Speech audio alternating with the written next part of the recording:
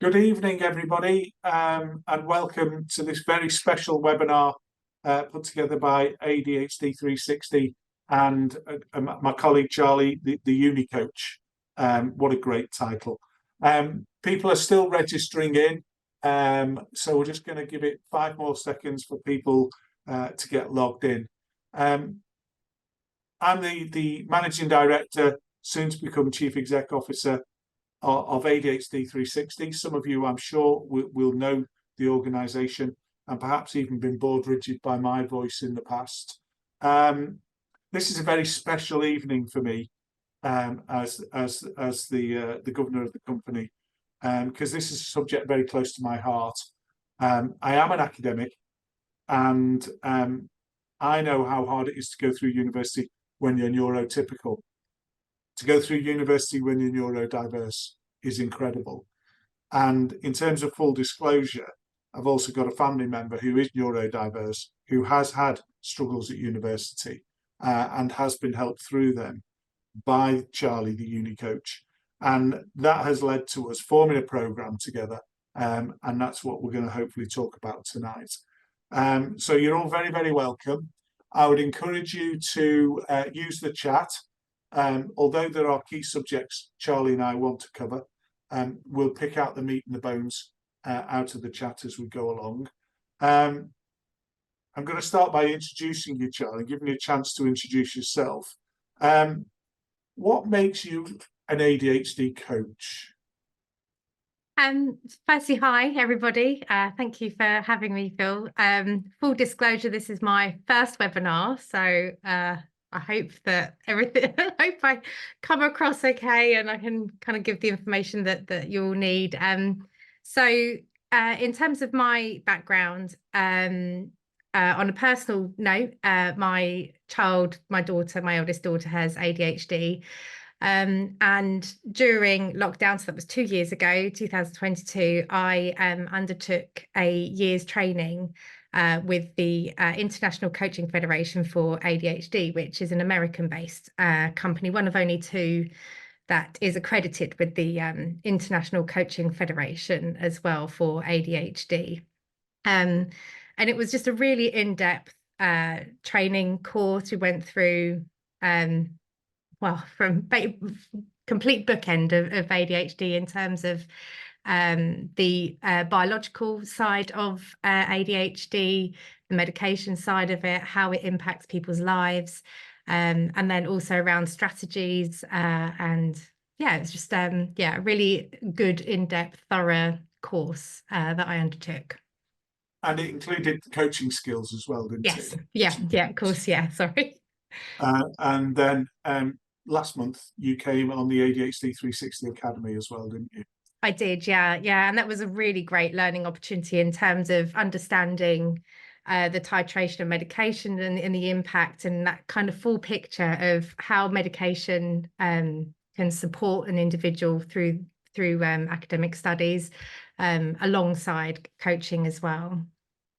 So let's get into the heart of it then, Charlie, because I'm excited to get into the heart of it.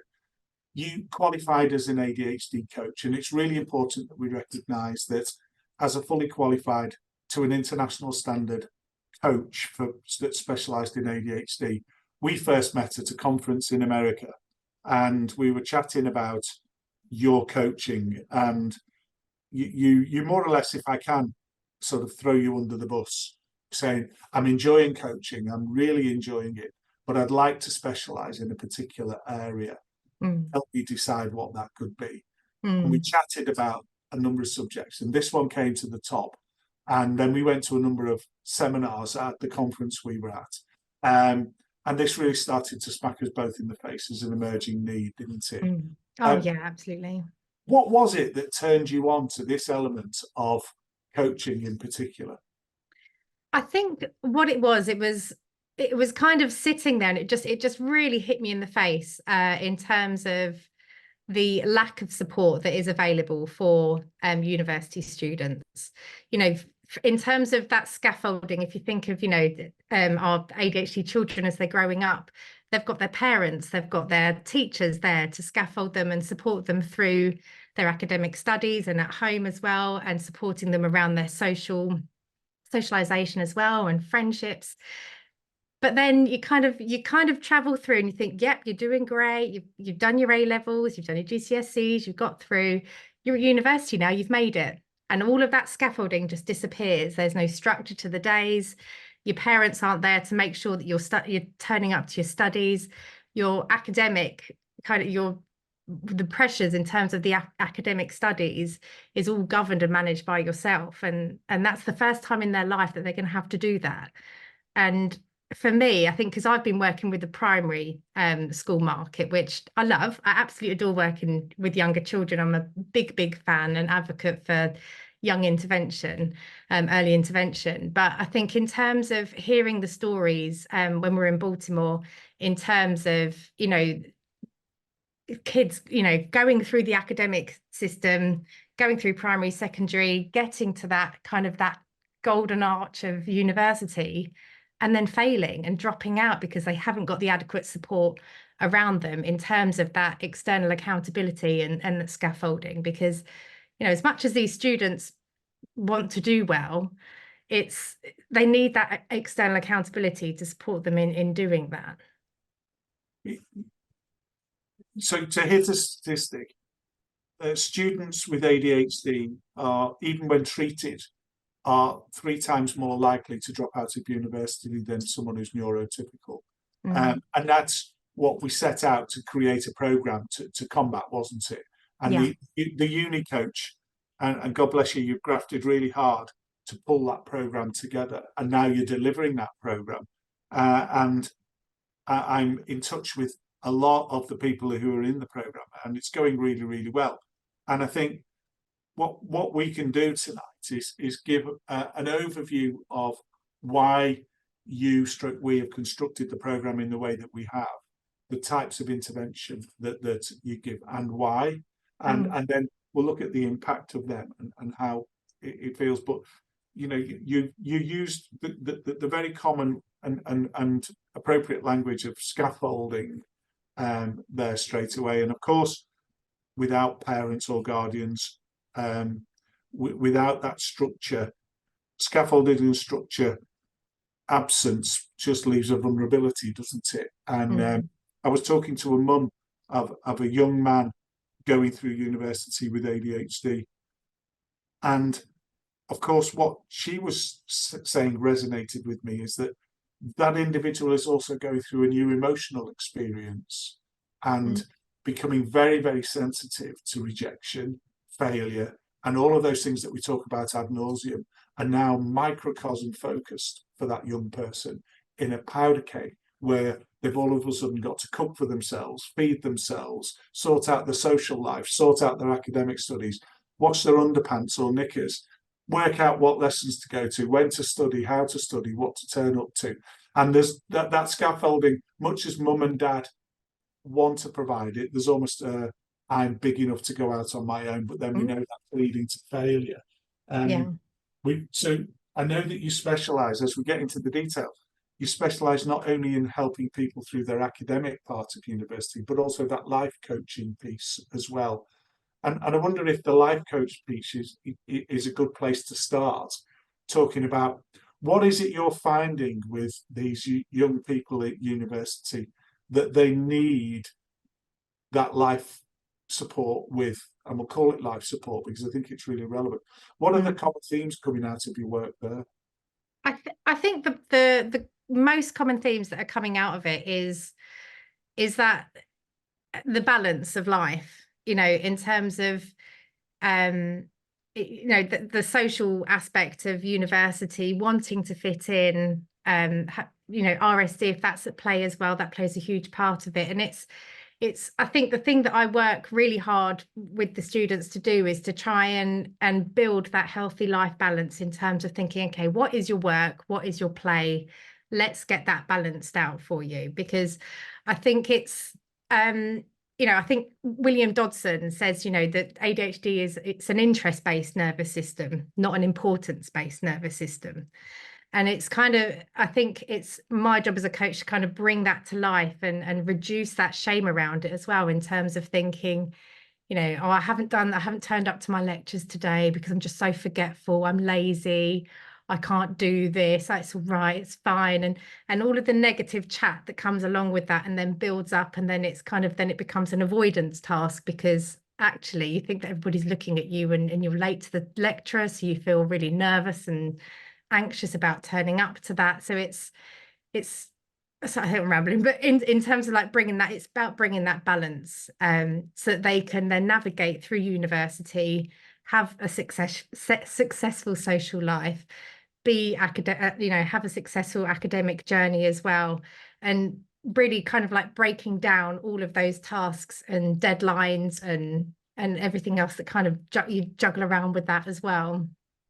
What are the last kind of problems that your clients have presented you with that you're helping them get through? Because you've got quite a few good, solid clients working with you now. We were talking about a young lady who's in the last stages of her Yes. academic and turned to you for help.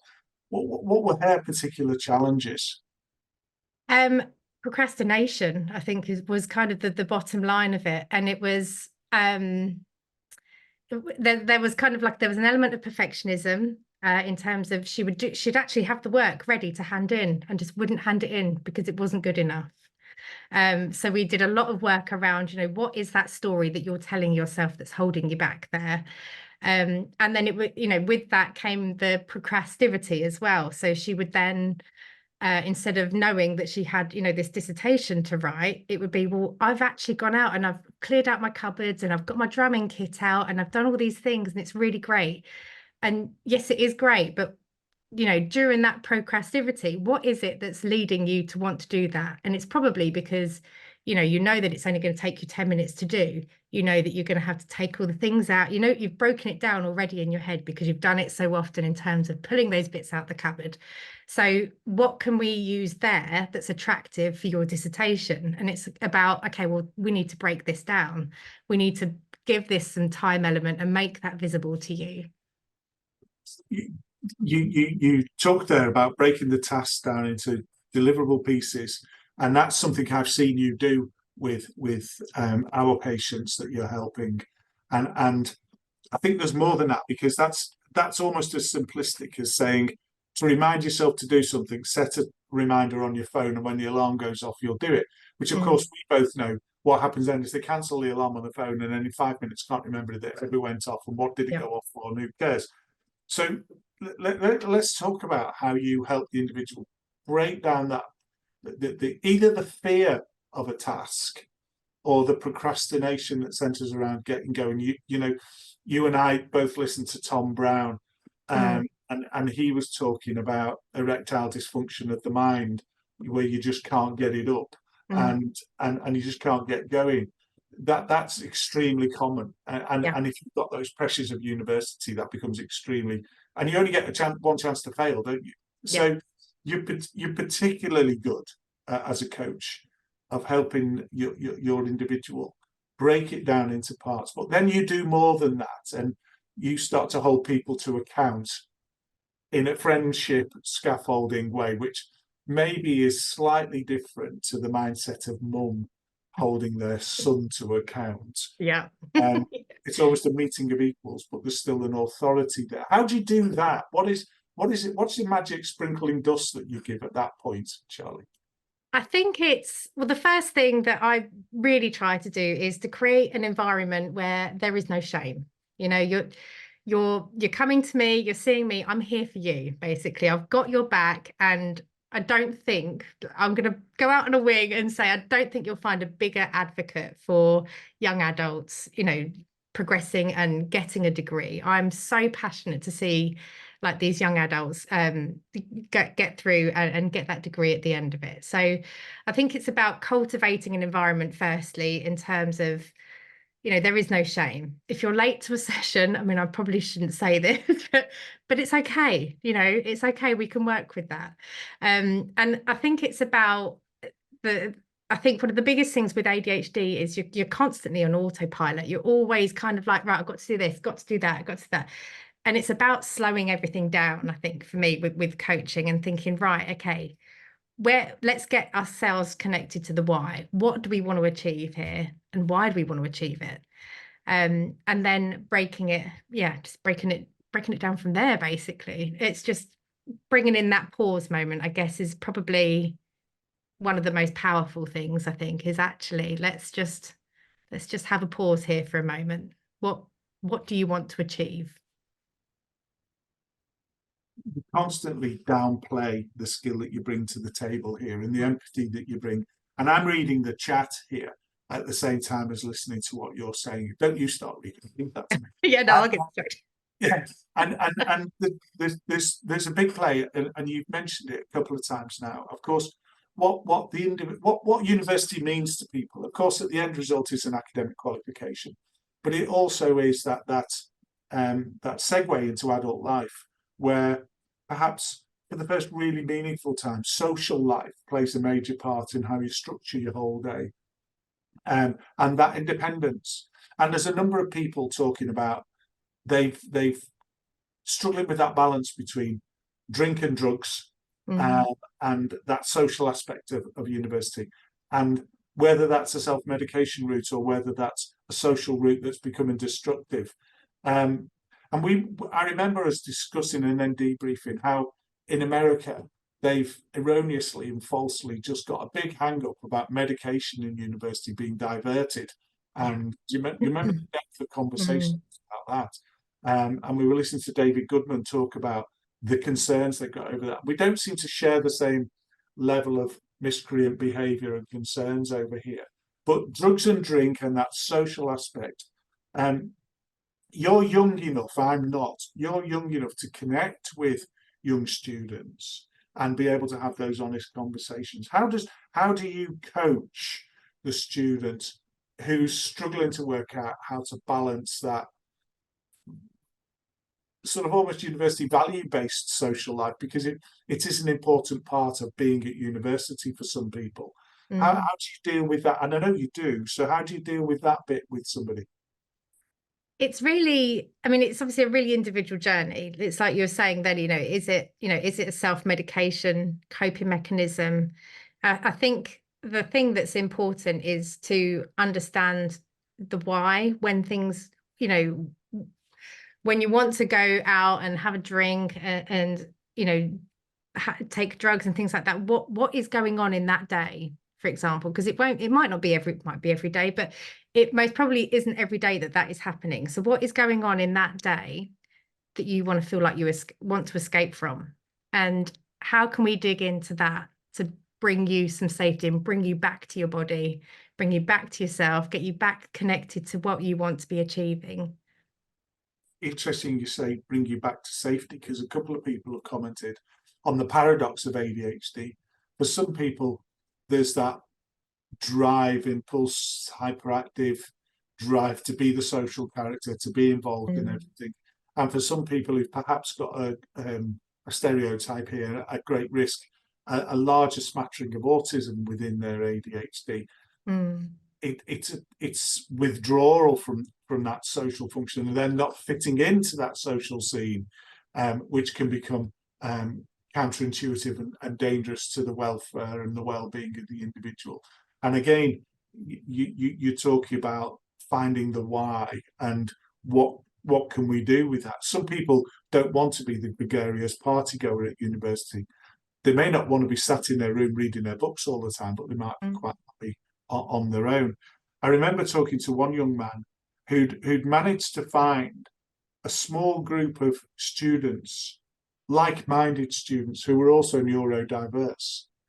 And he was debriefing with me that he'd had a conversation one evening, which was literally all about how difficult it is to replace the barber or hairdresser you had at home with somebody at university. And they were all going home regularly to have their hair cut.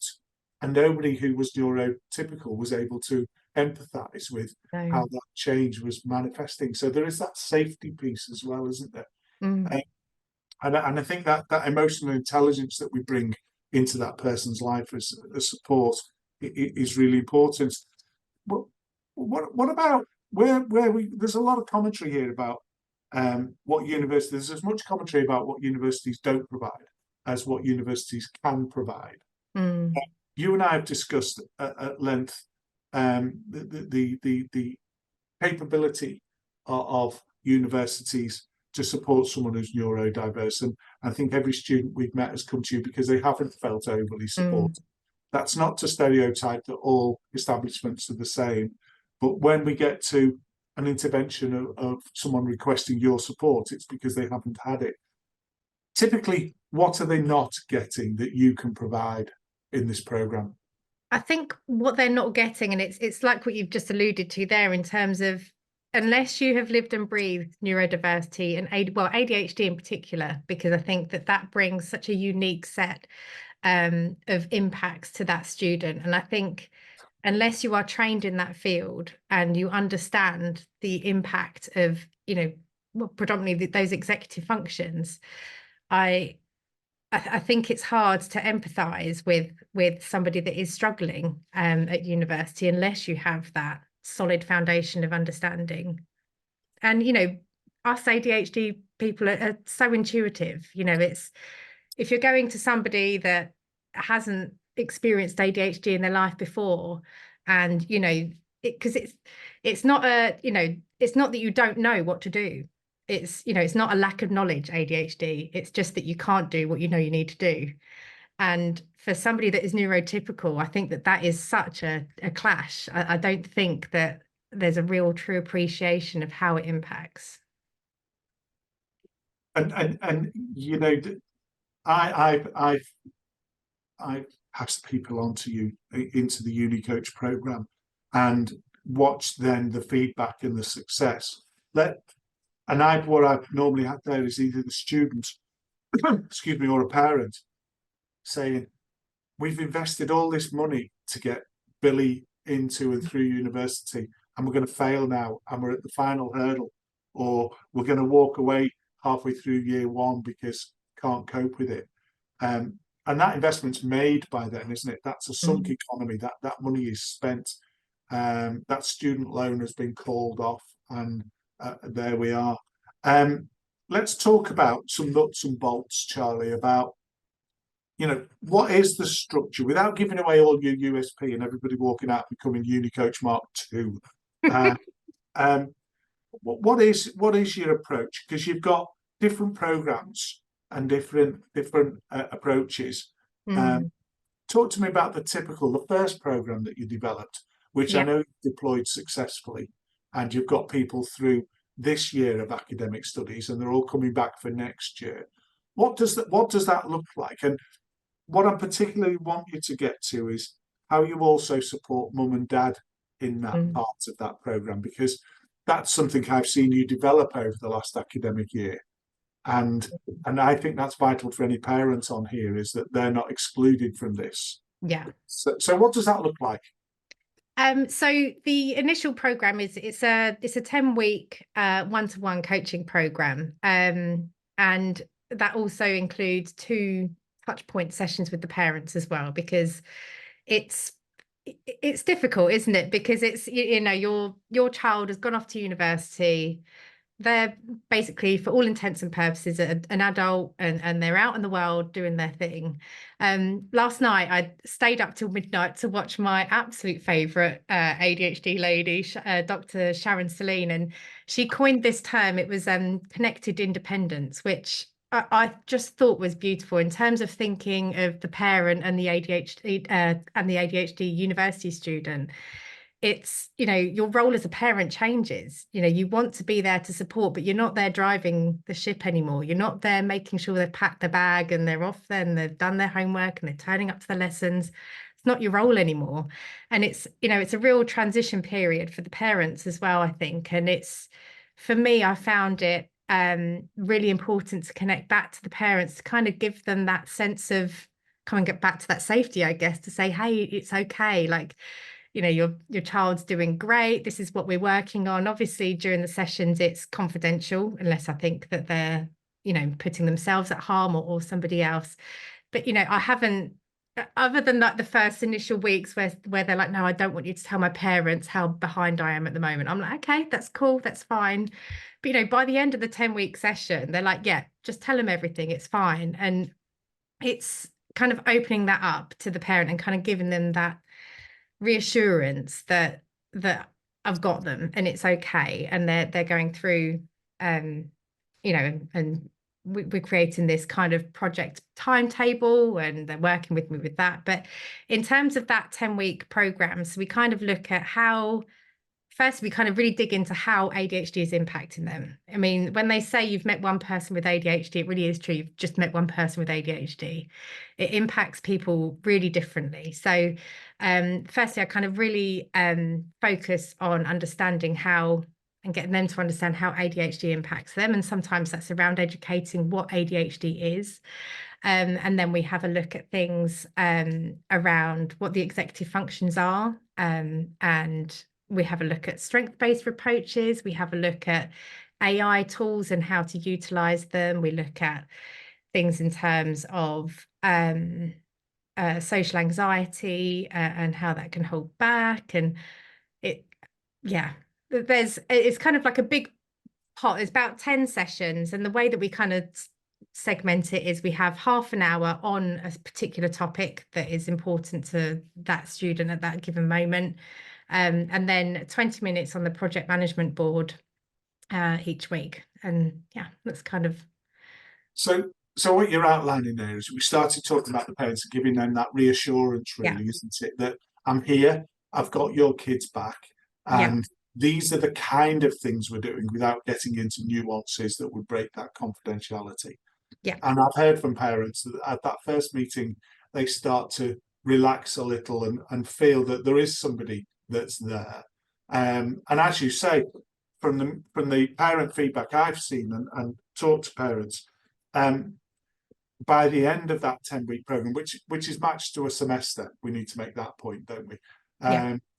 By the end of that period, you've got the license to share.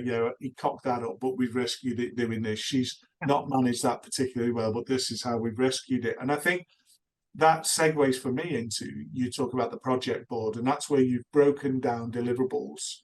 And there's a very contentious subject to address here, and I'm going to try and address it delicately. A lot of people with ADHD will say they've done something when they haven't. They desperately don't want to let people down by saying, actually, I missed that deadline, or I am not ready to submit that, or what have you. And your awareness of that as a propensity within this community, which again, I go back to as a qualified ADHD coach, you've got that awareness. So a standard mentor or coach might say to them, have you finished that assignment? Yeah, finished, all boxed off. You're having to go, because of this audience, through that trust, that empathy, that rapport, you're having to go that one step further. What is it you do to manage that part of what's going on? Yeah, it's a really interesting topic, because I think prior to doing this program, I think I would have felt difficult to push things further. But knowing that, they'll say, yep, done that, I've done that. We can, I make it really clear from the get-go. We can succeed if we're totally open and transparent. I'm not here as a parent. I'm not here as an educator. I'm here as your coach. I'm here to make sure that you get over the finish line. So if you haven't done it, just be honest with me. It's no skin off my nose if you haven't done it. So I really try and build that in first, so that when those conversations, when they're like, right, okay, so we break down all of those tasks, but then at the end of it, I will ask to see, I'm like, okay, yeah, cool, send me a screenshot of that. And then that has to go on, and that's a task. And each week when we're going back to that project time board, if it's not ticked, it's like, still haven't seen that. Is it done? And then, and then it unravels from there. I mean, touch wood, so far, 100% success rate in terms of seeing all of those elements broken down that we've done, even to the point of, about clearing the study environment, because that's one of the things that we cover as well as part of the coaching program, is what does your study environment look like for success? And they're like, well, it looks like this. It's like, okay, well, let's see it happen. And they'll send me a picture of it. So it's not just the academic side of it, that we kind of need to see that evidence, and also they need to celebrate that they've done it as well. I think when you kind of post something on something, it brings it to life, doesn't it? And it's like that celebration of, hey, look, done it. rather than that big piece at the end. Yeah, and what I've witnessed in the program is that you break things down into deliverables across the 10 weeks, as opposed to, as you say, all happening at the end. And I know for a fact that you encourage the student to actually submit ahead of a deadline rather than working in that panic to the deadline. But rather than just having a conversation about it, you will structure with them, as I understand it, this part of the deliverable at this week 3, this part at week 4, and you want to see it. You want to see tangible evidence of that, and you seem to be able to manage that. It's the coach in you, I think, in an adult to adult transactional analysis way, as opposed to a parent to child transaction. But you've still built that accountability in, which that fascinating balance of building accountability without being the nagging parent, really. Yeah. And I think, I think that's incredible. Now, you talked about a strengths-based approach earlier, and I want to bring us back to that, because failing to get something done, being ADHD, having had all those difficulties and challenges for all those years, now being allowed out there on your own, doesn't generally give rise to a strength-based way of thinking, does it?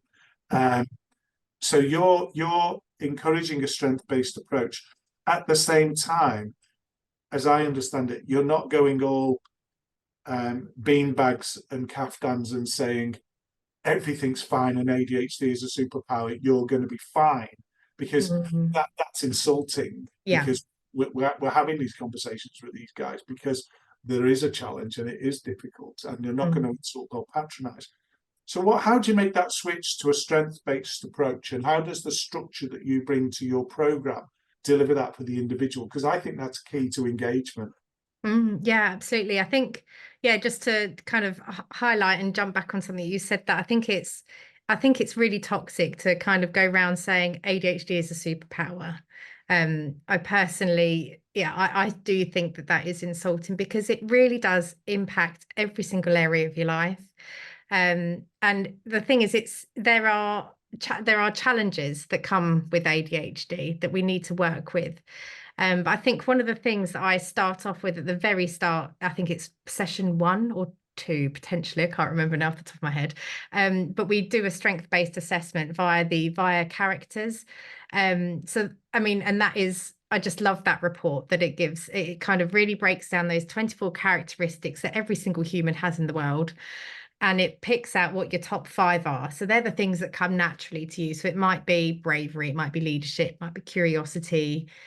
There's 24 characteristics, and it's about looking at what those ones are at the top, so that you don't have to try hard to work with, and figuring out how can we use that in what you're struggling with right now. So that it isn't all just based on, the academic side of things, and do you hand things in on time, and the things that are kind of, it's just about understanding as well how they perceive success as well, and what has been successful for them in the past, and how we can bring that into their university journey. How do the university students that you're working with, how do they respond to that strengths-based approach? They love it. Yeah, I think it's I think it's a real point of celebration, because I think they're things that you just don't. Well, I mean, going through exams and your academic journey, they're not things that are celebrated. In terms of all of those characteristic traits that you'll have. And I think it just shines a light on, hey, okay, I'm a cool individual. I've got these amazing strengths, and I can bring this into my studies via this way. And it just lights them up, I think, in terms of thinking, just thinking, just a single road traffic of, this, I've got to get this assignment done. I've got to sit here and I've got to do it, but I can't focus. I'm rubbish, I'm lazy, I'm going to fail, and just go down that road. It's actually, what are my top 5 strengths I got out of that report again? Because it's a scientific based study. What are those top 5 things there? Right, okay, I can do this. I'm going to pull this strength in here and see if I can run with it there. Which they're unlikely to do without your help. Yeah. Well, I don't know. Yeah. But maybe. The point of the coach, isn't it, is to keep referencing back to that strength, so you maintain that strengths-based approach even when it goes wrong. Yeah. Let's talk about, because not everything goes right even with a coach. No. And you know, there's an inevitability, and what we're trying to do is perhaps damage limitation, reduce the impact of things going wrong, and be able to keep things on a track. Because the last thing we want is a student either withdrawing from university or actually failing that year. And so far as we've pre-briefed, you've not had that withdrawal or that failure profile in what you've done. So it's important to recognise that there is a hand-holding here of that strength. Strength-based approach is more than just saying, right, these are your 5 strengths, go away and use them for the next 10 weeks, and we'll see how it goes. That's got to be referenced back and coached back every opportunity. There's a number of questions in the chat, which I'm going to pull together into a slightly different theme for a second. And I know you came on our academy last month. And one of the drivers for you to come on the academy was for you to actually understand what the medication protocols are, and what that medical treatment piece is all about. And you heard me speak at the academy about medication first, then the scaffolding and structure to top it up. If we try and do scaffolding and structure without any medical input, we're likely to fail. And that's science. The science is very clear there. What are you finding in terms of medication for the students that you're working with? And I don't want to turn this into a medical thing, but I think we've got to address the elephant in the room about the advantage of being treated effectively to allow you to enable and get to that strengths-based approach through coaching, because you will be able to deal with it, whereas perhaps you wouldn't if you weren't medically treated. What are you finding in your experience with medicine? I think the experience that I've had, so I've got some clients that aren't medicated, but are now on the pathway to do so. And then I do have other students who are titrated and optimized and living their best life on medication. And I think it's the capacity to it's the capacity to kind of to take on board what we're doing and have these come up with these strategies that they come up with, because I think that's one of the important things as well I haven't kind of raised is, I think that the great thing about coaching is that it's tapping into that individual's own resourcefulness. And ADHD people are so creative that every single student that I've come across is so creative. So it's just such a lovely kind of relationship with coaching and ADHD. But I think, I from what I've kind of seen and experienced, I think those that have that are on that medication pathway, there is just that capacity to be more resourceful, I guess, have things not that I think the thing is that overwhelm doesn't seem as prolific in the students that have that are medicated. And it is really interesting, isn't it? There's so much since I put the elephant in the room out there.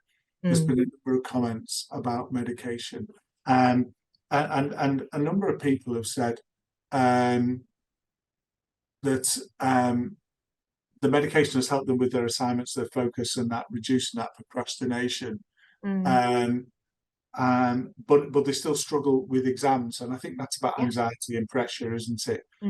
And you've got to be there to support the person going into an exam, and I guess that's going back to a strengths-based approach as well, isn't it?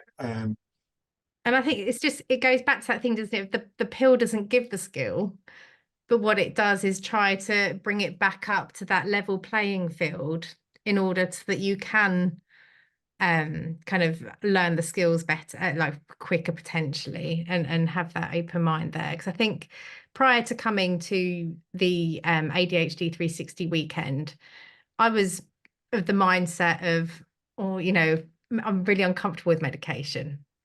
And that purely came from a place of a lack of education around it, I guess, from my perspective. I think I think the brain as a topic to talk about is such a taboo area, isn't it? It's really hard to understand the complexities of the brain. So to try and medicate that as well, it's just like, for me, I was just like, oh no, it scares the life out of me. And I think that that built up a lot of barriers for me. But I think really understanding the effects and the impact of, you know, medication that is kind of carefully managed. I was, it really changed my perspective on things with medication. And that's, there's some comments in here. That's not to say that the only route is a medication route to No. success. Mm. And that's not what you're about. What you're about is about helping any young person get through their university career. And I did say, I was very clear, let's not make this a medication documentary. Let's make this about the human coach. Yeah. But we do see the science, we do see the evidence. Where we get, I think, into tricky ground with the university students is they come to you for you've designed a 10-week program of one-to-one. There's been some talk here about what about peer support and what have you. And I know there's a group program there being developed as well. What's the aim of the group programming, and especially in terms of what does that deliver for peer support? So in terms of the group program that I'm coming up with at the moment, it's kind of in progress. So it's looking at things like body doubling, because I found that that's been a really successful strategy, I think, for some of the clients. And obviously at the moment that 10-week program is a one-to-one program. So what I'm looking at doing is doing a group body doubling session, because I think when you see somebody doing what you've got to be doing, it's just magic. It just makes you focus, gets you cracking on doing what you're doing. And I think it just really kind of gives a purpose to what you're doing as well when you're doing that. I think the other thing in terms of, I think there's a lot of power in coming together as a group, because sometimes it can be a really lonely journey. If you have ADHD and you're at university, you're not fundamentally different to the person next to you. You're not walking around with three eyes. You don't know who else has ADHD. And I think that there's a lot of what's the word? There's a lot of healing, and there's a lot of feeling like you belong as well, I guess, when you come together as a group. So I'm just trying to kind of bounce around the ideas of what that actually really looks like week by week, and what would work on a group basis. I think one of the things that I'm really keen on doing is doing a group program for those students that have literally just finished as well, because I think that there is a gap there in terms of, right, you've done your degree now, and now what? So I think that opens itself up really nicely to a program. I'm looking at maybe potentially a 4-week program, but just in the midst of building them. Just talk to me a bit more about body doubling and the power of body doubling and the effect that has. Yeah, so basically the way that we've done it on our coaching sessions, or as bolt-ons, we've done them. We'll say, right, okay, so we'll hop on a Zoom call together, and we'll say, right, okay, in this next hour, this is what I want to achieve, and I will have something that I want to achieve too. So I'll be doing something that is similar to what they're wanting to do, whether it is clearing your desk, tidy your bedroom, or doing your assignment or dissertation. We'll both be sitting there. And then we'll basically check in at half points to then say, right, okay, we on track? We okay? You doing okay? Yep, I'm doing okay. So it kind of it brings that it brings the intention of what you want to do within that hour, but it also reduces that distraction, because you're thinking, right, they're watching me. So then you're not going to be picking up your phone and then doom scrolling, and then all of a sudden you lost 2 hours when you're meant to be doing something else. And I think it kind of takes away that, that real struggle of getting started, which a lot of people with ADHD have. It's that struggle of, I know I need to do this. I'll do it tomorrow. I'll do it tomorrow. I'll do it tomorrow.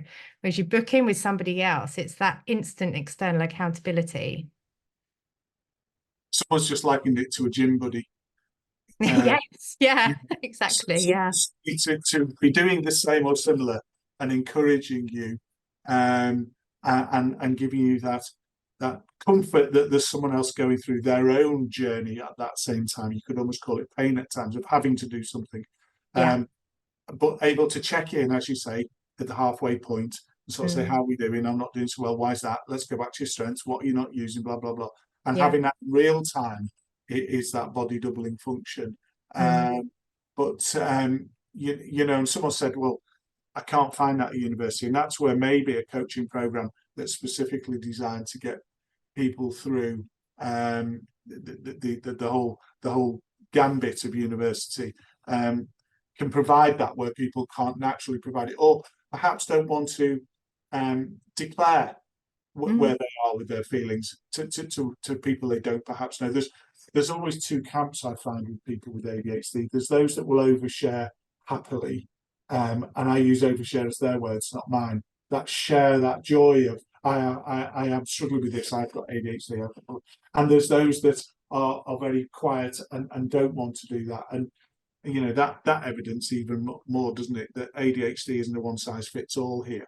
Mm. There are many different things going on within individuals. So we've got all of that complexity going on. We've got all of that activity going on. And we're trying to provide a program to help people with top tips, strength-based, let's get executive functioning working, one-to-one coaching, accountability, reassuring the parents, that connected independence, finding the why as the blockers and unpicking those. I'm just replaying what we've talked about thus far. It's quite vast, actually, what Mm. we've covered. And I'm going to go to a number of things in the chat and in the questions if I can, and you know, sort of talking through some of the, you know, someone's called it a study buddy, brilliant, Yeah. and someone else saying I need someone outside of my life to be the body double, Mm. so an external mentor, and I guess that raises part of the coaching qualification for me. Is I know that you're trained on attachment both ways, you being attached to your coachee and the coachee being attached to you. How do you manage that? I guess the 10-week program is part of that, because you've got a finite start and a finite finish, and then a Yeah. renewal if they want for another semester. That's an Mm. obvious thing that you've done. But how do you as a coach make sure that there isn't that inappropriate attachment that becomes the raison d'etre, not the outcome of coaching? Because I think that's important, isn't it? Yeah, I mean, I guess my ultimate goal is, whilst I absolutely love working with students, you know, from primary up to university age, my primary goal is for them to be successful, independent, uh, people that feel that they can advocate for themselves, that they can communicate their needs, that, you know, they can go out into the wide world and live a prosperous life. You know, it's not my goal to think, right, I want this person to feel like they need to rely on me. And I think that that's the thing with coaching, is I'm not here with your solutions. I'm not here to tell you what to do. And I think that that is how I think that whilst it is, you know, a lovely relationship, and it's yeah, it helps to nurture and grow and pull those strategies out. I'm not there providing the solutions. I'm there asking, you know, the poignant questions to pull out the resourcefulness within that individual. And it's important that you're not, and that's why we only support recognised qualified coaches. Is straight away, I'm not here to tell you what to do, and Mm. and nor are you counselling coaching to the point where you're not giving any help and you're just reflecting things back for the individual. No. You're providing a program with structure, you're providing support which is structured. I think you said earlier that 50% of the time or slightly more is based on one part of what's going on in that one-to-one, and the remainder is on the projects and the deliverables that you've broken down into those bite-sized chunks, isn't it? Yeah. And none of that is either going to one extreme of not giving any support and help and just reflecting, nor Mm. is it becoming the dictator that says this is what you need to do next week. There's a balance, isn't there? A midway point and balance. Yeah. And I want to go back to, a number of people have asked, how do they get to be a university coach or a coach for somebody who needs that help? And your route is a commonly available route, isn't it? And I suspect, Charlie, that there's sufficient demand in the university environment of the UK that there could be 10 of you and the demand would still not be met. So I don't think we're overly protective here about what's going on. The course that you went on was a distance learning course. Yes, it was, yeah. And am I right in thinking that you've actually still created a community of people that you meet either in a webinar, or you've actually gone and met some of them in person to create that learning community from your course and your program? And how long was the program? I think it was about 8 months in total. There was 2 sessions a week. I think it was about 8 months. Can't think back now to it.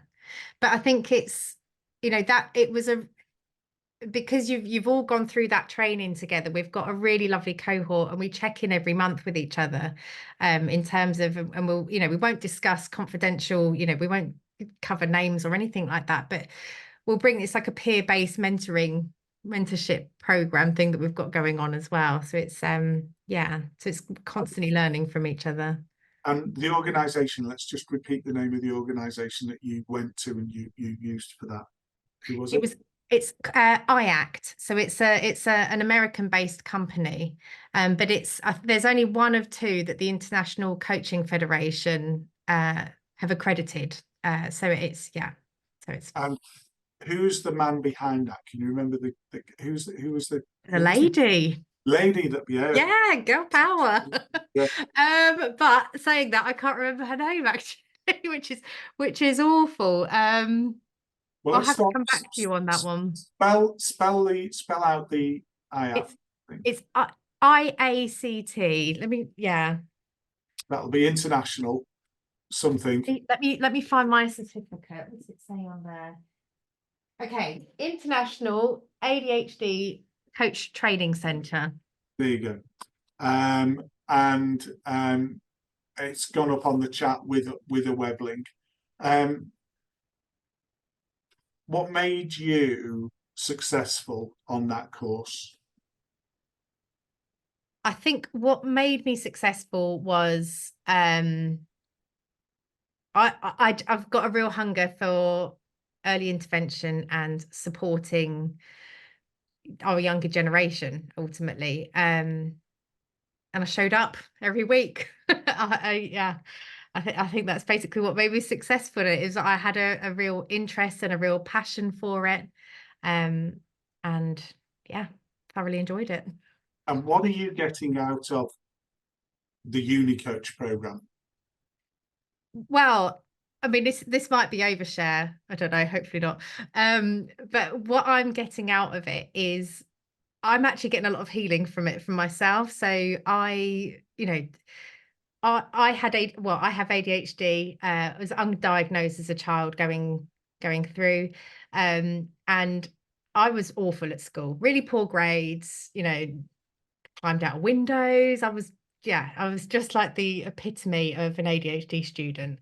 And when it came to my GCSEs, they were like, no, you're going in for the lower paper. And my dad was fuming. He was like, no, you can do better than that. You're not going to do that. I was like, fine, I'm going to do the higher paper. And I don't want any help. I'm going to do it all on my own.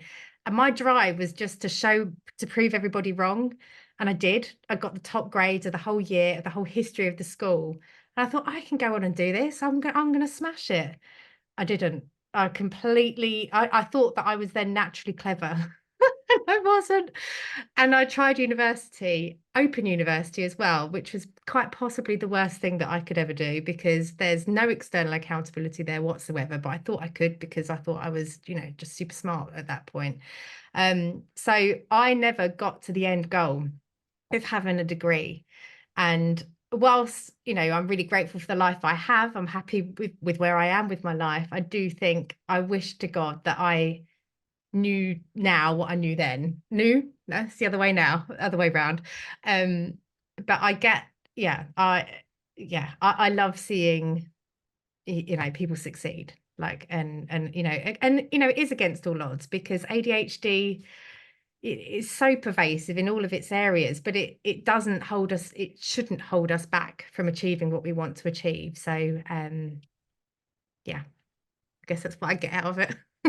It's interesting that you've shared that, because as we round this out, what I think what you've demonstrated, which a lot of people are respecting in the chat, is the fact that here's a successful woman, here's somebody that's empathizing with what's going on, created a program that's making a difference, changing people's lives, and for those young people going to university, getting them through that experience, with lived experience of ADHD personally as well. And I guess proudly for you, proudly for me to be associated with you professionally, the no one's claiming superpower, but what we are claiming is, with the right support and the right backing and the right motivation, you can achieve despite Yeah. having ADHD.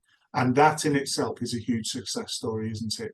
And I think it's really valid to kind of wind out at that point that what we're talking about here is the kind of support that can be given to university students. The Uni Coach program is not yet registered with the sponsoring body for student support, but that's something I know we're going to work on through this semester break, as it were. So it's only available through direct contact with you. But more than this being an out-and-out sales pitch for your program, what I hope we've done is talk about how we can and should all support parents, support the individual, strength-based approach, look at where the large task can be broken down into accountable deliverables in small bite-sized pieces to help that overwhelming procrastination piece get off the ground. And I think that connecting to the why, supporting people, and accepting the change in life from being A-level students at home to university students away from home, and everything that brings, not just the academic side, it is incredibly important. So I think hopefully what we've covered for people is these are food for thought items for why, whatever that's caused you to come here, whether you're a student yourself or you're a parent or a supporter of a student. A lot of people are asking about how we contact you. And there's a danger you could be overwhelmed here. Would you be Love to be overwhelmed. Right. Do you want us to put your email address and contact details in the chat, or do you want us? Yeah. Can Yeah, you should I chuck them in there now? Yeah, go for it. Yeah. And then as you're doing that, some other people have talked about how to get to be someone that can support in this way. I think it's really important that we recognise organisations like CHAD that provide the most incredible conference annually. In America, costly, but well worth it. And there is an online version of the conference as well at a much reduced rate. Do avail yourself of that. Avail yourself of the 360 ADHD 360 resources on our website. This will be up in the next couple of days within our resource bank for people to go back and follow again, and avail themselves of the information that we've hopefully discussed to people's liking, and meeting a need. Charlie, we've worked together for a while now. I've seen you work. I've seen and I've talked to people who you work with. You were quite ADHD nervous about today and tonight. Very nervous, still am. I'm like, oh, got my blue tack. Yeah, well, I just want to say, I think you nailed it. I think you aced it. I think you're brilliant at what you do. And I think the honesty that you've approached this tonight has endeared people to you and the programme that you offer. And I know the young people that you deal with and work with on an everyday basis are benefiting incredibly from what you do. So well done. Absolutely well done. And I'm really happy to say to say that in front of everybody that's attended. So we're going to call it quits now. Thank you everybody for attending. They say that you don't get much for nothing. Well, you just have. I think you just got a hell of a lot for nothing. And brilliant questions, brilliant support from the ADHD community. So if you would all possibly sign off so that we're not sat here looking at each other, waiting for you all to go. And Kristen and our fantastic marketing team at Disrupt will share the link on the website as soon as they can physically get that done. So thanks everybody, thanks for attending. Great use of an hour, and special thanks to Charlie.